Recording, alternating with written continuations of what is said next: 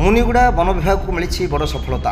एक कलरपत्रिया बाघ छाल सह 2 देशी बंधुक और जन को गिरफ्त कर सफल होती वन विभाग। आज विशेष सूत्र खबर पाई रायगड़ा जिला मुनिगुड़ा रेंजर नेतृत्व में वन विभाग एक टीम मुनिगुड़ा और फुलवाणी सीमांत कांदुरपड़ा गाँव में चढ़ाऊ कर चढ़ाऊ समय एक कलरपत्रिया बाघ छाल सह 2 देशी बंधुक जबत कर जड़े शिकारी को गिरफ्त कर सफल होती। गिरफ्त जन होती उक्त ग्रामर किताना अंधाकिया बोली जमापड़ी। तेज किताना को अन्य जड़े सहयोगी सुमत शिकेका एवं फेरार थिबा बेले तांकु धरिबारे वन विभाग पक्षर अधिक तदंत जारी रही सूचना मिली।